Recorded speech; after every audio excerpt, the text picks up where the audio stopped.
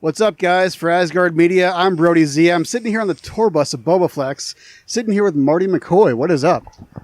Just, playing tonight, and we got a day off tomorrow. Going to go see Infinity Wars. It's been a really good tour. Yeah. We got about a week left, and then we go home for probably a couple weeks, something like 2 weeks. Cool. So it's been a great tour. I'm exhausted, but that's the way it goes down. How long you been on the road to for this tour? About a month. Yeah. Yeah. Which not too bad. That's what we try to do. About a month on, a couple weeks off. Yeah. Another month on. That's how our families. That's the only thing they'll deal with at this point. Well, you guys are on tour like all the time. You guys are. It says on your Twitter page you're on tour like 500 days of the year, which it ain't even possible. Yeah, but last year? We did more shows than anybody in the country. Really? 153 or 154 shows. Something that is like that. A lot of shows. Yes, it is. It's the best job I ever had, though. I'm not complaining, yeah. So, how do you balance that with your home life and, obviously this is your work life? Send checks home. Send checks home? That's how it works, yeah. It's like, you like those shoes? Well, if I wasn't doing this, you wouldn't be getting those shoes. Fair enough. But no, we're supported pretty well by, it takes understanding family members and female, your ladies and stuff to be able to do something like this. It would, for us, as much as we miss the people at home, it's the same concept of them missing us out here. So it's it's what we do, and that's who they got involved with, and that's how it goes down. Yeah. So we're sitting here in front of the Forge in Joliet, Illinois. You ever been here before? Yeah. It used to be Mojo's. Last time we were here was Mojo's. Oh, that was the tree, and then now it's the Forge. I was gonna say Mojo's was even before the tree. So, do you like it now compared to what it was back in the day? Absolutely, it's a awesome remodel. I walked in, didn't even notice it. This is like our home away from home venue. We love it here. It's amazing. Frank's done a wonderful job with the place. Absolutely has. Now, do you ever roll up to a new place you've never been to before, and it's just not what you expected at all? I used to. We used to play a lot of places there. Had dart tournaments and pool tournaments on the weekends, and but now we've gotten into the bigger venues and bigger places. So we pretty much have played every venue that you can think of across the country, and we know what we're getting into. Yeah. We know where we want to go, and all the promoters and all that stuff. So we pretty much know what's going on before we get there. Well, you've played, like you just said, you've played everything from tiny little pissant bars, yes, to huge spaces. Yes, we have. You ever get to a place and it's just and it's kind of like the Forge isn't a terribly big place, but it's kind of nice. It's pretty nice. Very nice place. But decent capacity here. But you ever get here and there's not a whole lot of people? Not too much anymore. We've definitely put our dues in. Definitely played places where the bartender was the only guy there, and that was quite some years ago. But now it's all over the country. We're pretty happy with the way it's gone. Sometimes Wednesdays are a little slower than we would like, but we haven't played a stinker in a long time. How do you react when you get to something like that, though? I just rock anyway. At the end of the day, you get to set up on stage and play with your best friends and sing songs that you wrote together, and there's lights and smoke going off, and sound system's really loud, and it's really, like I said, I can't complain. Even if there's not thousands of people there, it's still pretty damn fun. It's better than sitting in an office. Amen to that. Yeah. Smoke machine ever fuck with you? Nope. I prefer it. Really? Yeah. We've had some pretty interesting encounters with smoke machines. Oh, yeah? Fire departments get called. It's crazy. In Rhode Island, we had, what happened in Rhode Island with Great White and all that stuff. So they don't fuck around in Rhode Island. Yeah. And right before we were on tour with Orgy and another band, I forget what the name of that band was. They were awesome dudes, though. They didn't get it cleared and set off their smoke machines, and fire trucks came, and they shut the whole show down for like an hour and a half right before our set. Oh, that's good. But it ended up being great. Everybody went outside and came in and came back in. It was good. But yeah, they don't fuck around in Rhode Island. Evidently. I don't blame them. So your guys' first record label was with Eclipse, who we're actually in pretty good with. Oh yeah, yep. How did that get started? How did you get signed with them first of all? I know you're with a different company now, but it was a long time ago. We met Chris Poole, and I forget how we met him. And at the time, we were old school, like record deal guys, thinking, we need to do this and that, and he was kind of ahead of the curve.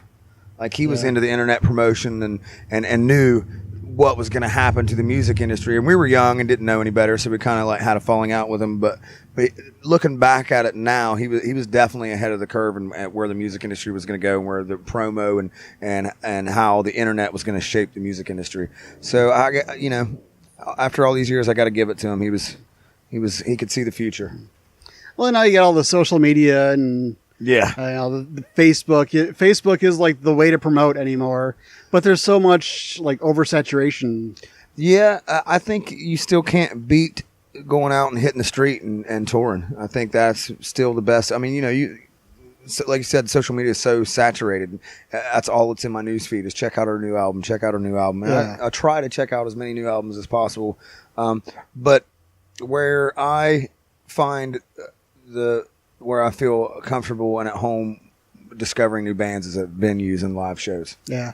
And I feel like there's no substitute. You can watch a concert on your phone. You can watch a concert on television. But there's no substitute. It's not the same thing. Stand there and feel the bass hit in the chest and see this band and looking from the crowd. That's never going to stop. Right. I hope, unless they start downloading shows into your brain. Well, now you got, hopefully, you can download music. Oh yeah, that's absolutely changed. Spotify and iTunes and all them. But yeah, I've always said, I've heard people, and it is different. It's a different way to make a living being a musician, but it's still very possible, and we're doing it right now. But you can't complain because there used to be a bunch of lamp oil salesmen that ruled the world. Yeah. Until electricity. So I mean, where would we be? It's an evolving kind of game, and if you don't get hip with it, you'll be left in the dust. And I don't feel like I want to be left in the dust. Yeah. But it's got to be a little hard with because you can buy a song or you can stream it, but streaming doesn't give you guys as much of a revenue stream. No, it doesn't. But it the discovering bands through streaming is a lot. It used to be you were on a record label and what was on the radio or what was on MTV, and that's how you got your music. Now there's so many different ways for people to hear you. Radio is still very important. But streaming is like, you get on these playlists or Planet Fitness and like we go to the Planet Fitness all the time. Like, oh shit, we're on the TV and all. So there's so many different ways to discover bands. It may not pay as much, but the exposure is outrageous. Definitely. And then if you're any good, you get them to your live shows and that's where you get your cash. It's the best way to do it right now. It's the only way to do it right now. Only way to do it right now. I don't have a rich uncle or anything like that, so it's go beat the street. Definitely gotta shake the hands and rock them out every night. Any way you can get that exposure out there, Yeah, and it's going really well now. Like we're seeing, the word sold out next to our shows and our posters a lot more. It's way more frequent and all across the country. So we definitely put our dues in, but we appreciate every moment of it. And like I said earlier, it's the best job in the world. Couldn't complain. So the stores are going pretty well? Oh, yeah. Yep, this tour's been awesome. Almost every show's been sold out. Really? Yeah. I almost called my mom and said, I think I made it. I didn't say it yet. I'm not going to jinx it yet. Whatever. Don't jinx it. Yeah, I was like, there any wood in here? Yeah. It's all wood in here.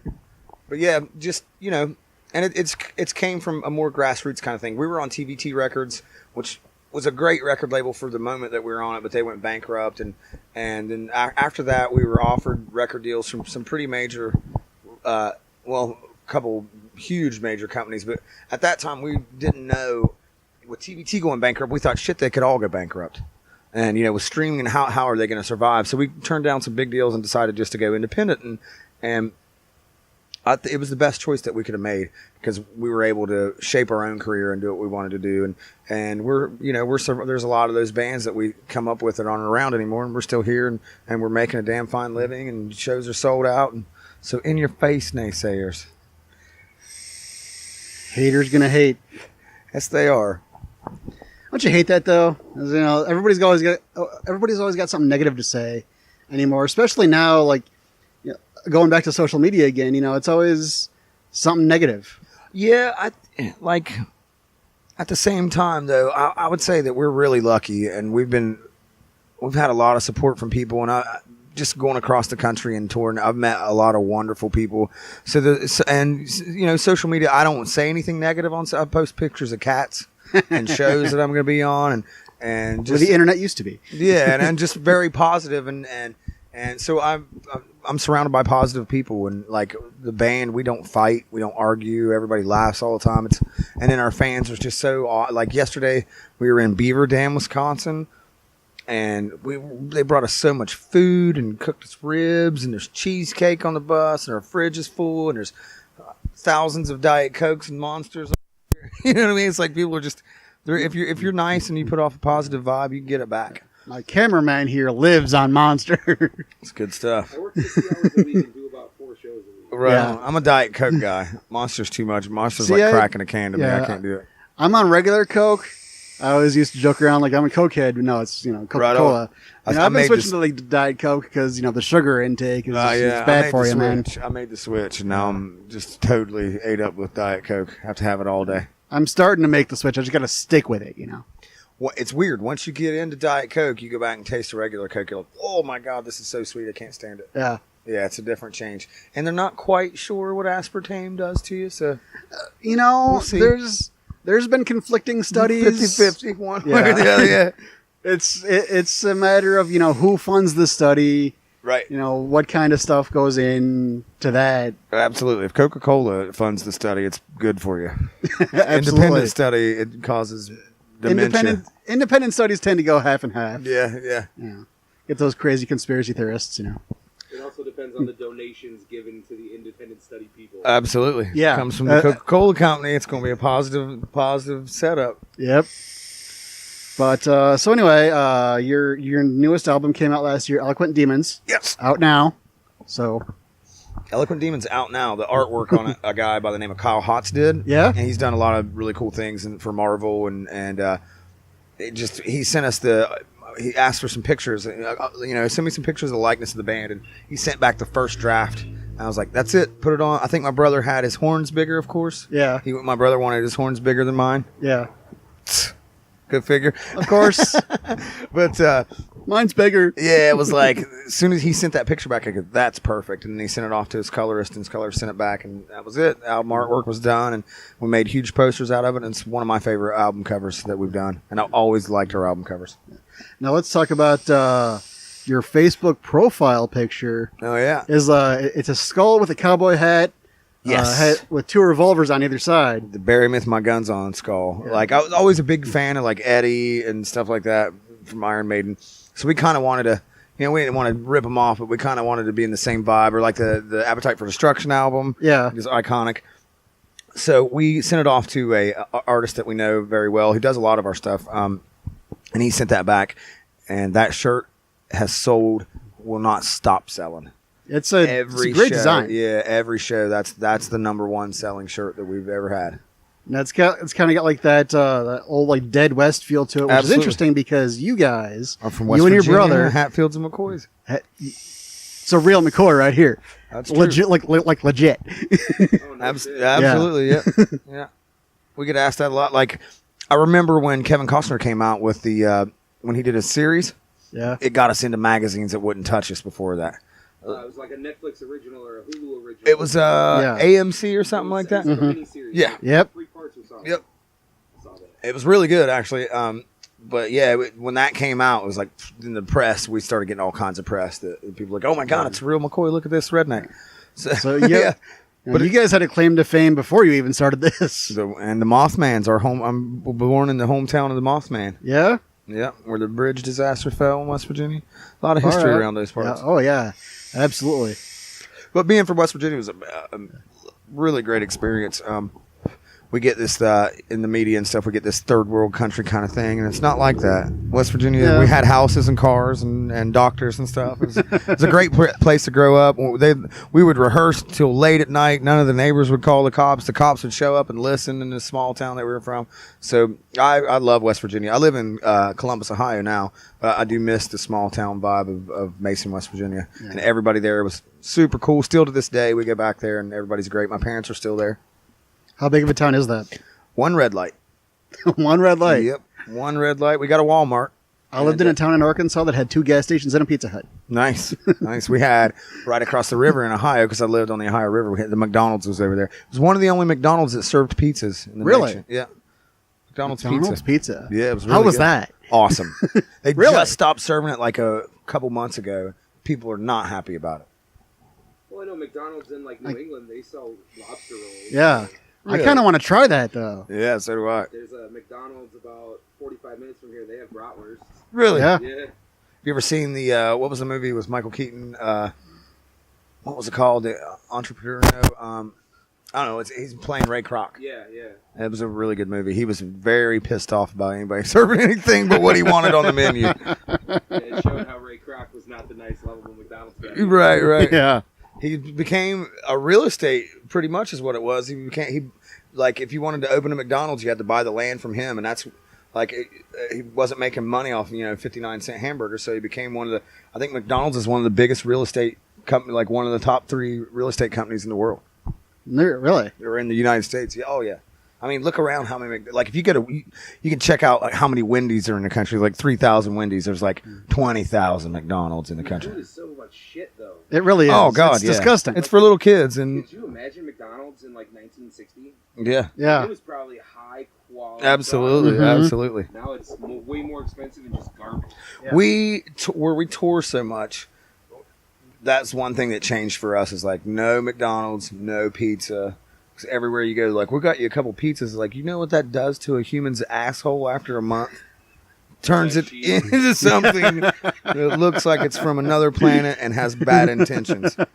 It's we got a fridge on here, so we eat healthy and all that stuff, and smoke these things, and just touring that much, you gotta get healthy or you'll fall apart. Oh, yeah, absolutely. So we do the Planet Fitness thing, go to Planet Fitness every day, so we can take showers every day. Got the shower. Got the showers, Exactly. and there's one in every town except for like maybe Montana. Yeah. So showers every day, and we thought, we might as well start working out and started eating healthy. And I mean, we still drink and stuff like that, but Yeah. it's a rock band. Can't stop. Of course, that. Yeah. So you guys are big comic book nerds. You said you were going to see Infinity War tomorrow. Absolutely. You haven't seen it yet. I've seen it, so I'm not going to say anything. Please don't. Please do But, not. Facebook. I have shut Facebook off until I see that shit. Tomorrow. We're going to be talking about it on the podcast that this is going to be airing on. All right. So tomorrow night we're going to be recording it. I'm excited. My brother is extremely excited. So tomorrow's the day. Tomorrow's the day. Everybody be quiet. This is what we're doing. Don't screw up the plan. We are going to see Infinity War. What do you think is going to happen? I don't know. I know somebody's going to get killed. So I know it's going to be sad. Don't tell me though. I ain't saying shit, yo. I'm really impressed with the last 5-7 years of movies coming out. And Yeah. yeah, it's like, I mean, you can see the Incredible Hulk on the screen. Mm-hmm. It's not Lou Ferrigno in green paint. It's Yeah, the which actual was- Hulk out of your childhood is on screen. Yeah. It was cool back then, but now they've got Yeah. so much better technology. Or Spider-Man. It's just like we're spoiled with our movies. Mm-hmm. Now, did you see Rampage? No, but I loved that game when I was a kid. It's exactly what you think it would be. That's awesome. I did just watch the Disaster Artist on the bus. I still haven't seen that yet. I want to see that. And we're supposed last night. It didn't happen, but we're supposed to get a copy of The Room. Our guitar player Jake is like, I guess they have showings of The Room, like you know how the Rocky Horror Picture Show thing is. Yeah, they have showings of The Room, and Jake's seen it like 5-6 times. It's got that huge cult following because it's such a ridiculously horrible movie. The Disaster Artist is a great movie. You gotta watch it. I gotta watch it. This I guy, still haven't had a Tommy chance Wiseau yet. is such an interesting character, and James Franco and his brother, they did a great job, and it's an awesome movie. It's very hard. Oh, I saw Hostels the other night too, with Is that the Western like with a fourth one? No, not Hostel. Hostels like. Hostile. Okay. Yeah, Hostile, I know what yeah. you're talking about. Yeah. With little Batman. What's his name? Christian Bale. Christian Bale. And it's a really good movie, but it Yeah. is not a nice movie. From the beginning to the end, I was like, oh my God. So when people say, oh, the world's gone to shit, man, and it's like, no, it's not. This is the safest time you could live on the planet. Go back to the 1800s, man. You weren't going to make it to 30 years Yeah. old. If you got a toothache, you're a dead man. Now we were talking about this last week on the podcast too. People say, Oh, the world's gone to shit. Well, the world's always been shit. The world's been a lot worse. We're hearing about it a lot more now. They used to take a stake and impale you through the asshole and out your mouth, and you would live for several days. And they had forests. Vlad the Impaler was an awful son of a bitch. The world this is the safest time to live on the planet. I mean, we have social media and we have a lot of coverage and everyone's got cameras, so you're seeing more things and it's a little more, people are a little more dramatic, but the world is definitely in the safest place and the kindest place that it's ever been is right now. Absolutely. And hopefully it's only going to get better. Here's hoping. Yeah. We have monsters and fake titties and hamburgers and hulks on the screens. A pretty good time. Yeah. And, fake cigarettes that don't kill you. Well, again, studies are still out on that one too. But who knows? I'm feeling pretty good. I'm feeling like this is better than the cigarette. I like cigarettes. I was on those for a while. Yeah, did you quit? I was smoking, and then I went to the vape. I lost the goddamn thing. Yeah. Couldn't afford another one, so I was like, They're expensive. I have a good friend that runs the vapor stations in Columbus, Ohio, my buddy Kevin, and he hooks me up. So I'm pretty well set. yeah. Yeah, he's changed my life, that Kevin. But I ended up getting back on cigarettes, and I feel like shit, man. It's weird, right? It's like you don't notice until you stop smoking or like we're talking about McDonald's, you don't realize until you eat it again. You're like, I actually feel like shit. Yeah. Right after I ate that, or right after I smoked that cig. Yeah. If I have something bad like that, if I'm eating something bad like that, I have the most disagreeable stomach known to man. Yeah. So if I'm eating something bad like that after a long time of not eating it, my asshole hates me for like a month. Yeah, this right here is a perfectly working system. Food goes in, food comes out. I'm lucky like that. Our guitar player Jake's like lactose intolerant and he can't eat anything. I feel bad for him. I'm like eating rice and can't eat cheese. He's got to watch everything. He's like, a tour will be miserable if I don't watch. If I'm not regimented on what I eat every day. I'm lucky I can eat. I got an iron stomach. So does my brother. That sucks. Our bass player is 6'3" and 140 pounds. Oh, wow. And can eat anything. I wish I had an iron stomach like that. I don't. He's eating pretzels and mac and cheese, and he's trying to gain weight. I'm like, dude, you're so lucky. See, my cameraman here and myself, he's a bigger guy than I am, but I'm kind of a fat fuck too. It's harsh language. I'm trying to lose it, but it's a process, It is, yeah. Planet Fitness is where it's at, man. Just stay consistent. Yeah. You don't have to kill yourself every day. You just got to go every day. For sure. All right. Well, I think that'll do it. All right, guys. Well, thanks for your time. I really appreciate it. Absolutely. Anytime we talk about Bobaflex, I'm in. Bobaflex. Marty McCoy. Anybody ever fuck up and call you Marty McFly? Because I almost did. Yeah, my whole life. Marty McFly, good. Original. That's good. Butthead. Yeah, I had a nickname in high school that was really painful too, and I'm glad it doesn't stick anymore. Kids are mean, yeah. Kids can be so They fucking... used to call me Big Old Banana Dick. I hated it. No, they never called me that. I'm trying to get Smartin to catch on, and it won't catch on either. Well, maybe it might. Just Marty McFly, that's where it's at, I guess. It might, All right, well, that's it. Bobaflex, Marty McCoy. Thanks, guys. Eloquent Demons is out now. Go pick it up on any major streaming platform or music platform, or even your fucking local record store if you still have one. Vinyl. Yeah, we have vinyl inside. Vinyl. Yeah. There you go. Who would have thought vinyl was going to come back? If I'd have told you 10 years ago, hey, let's start a vinyl press store, you'd say, you're fucking crazy. I know, right? And now it's like, it took us 6 months or something to get our vinyl because it's so backed up because it's in such high demand. It's like... Yeah, you never know. Because people want to get them signed, put on the wall. Yeah, and it sounds great, too.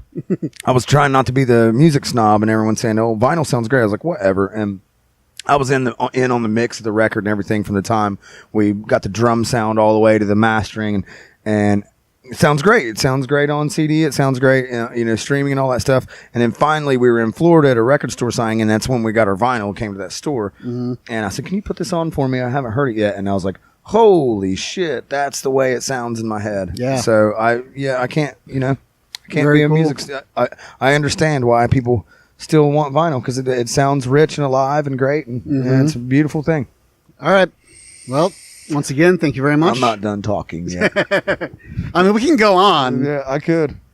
No, that's cool, you man. did do a cover of Pink Floyd on did. the record. Yeah. Hey, you. Tommy's the drummer. Huge Pink Floyd fans. And when Disturbed did Sound of Silence, it was time for us to let that go. Yeah. Because somebody came up to a show and was like, "Why are you covering a Disturbed song?" I go, well, okay. Let's let that one go. So Tommy and I, huge Pink Floyd fans, we just wanted to pretend like we were in Pink Floyd in the studio for 2 days. And we thought, if it sucks, it was fun, and if it's good, we'll put it out. And it ended up being... It's pretty faithful to the original. If you haven't heard it, go check it out. That's what we always try to do when we do covers. Like, okay, so let's do this as if they were our age now, and with the same kind of amps and the same kind of technology that we're able to get away with. What would they do now if they were our age? Is how we kind of, we don't want to do our own version and change chords and scream. There's so many of them that do that now. Yeah, so it was just like, if they were our age now, what would it sound like? So that's kind of what we always try to do on the covers. All right, man. Well, we're going to close this out for real this time. All right. Go pick it up. Eloquent Demons, out now. Best record ever.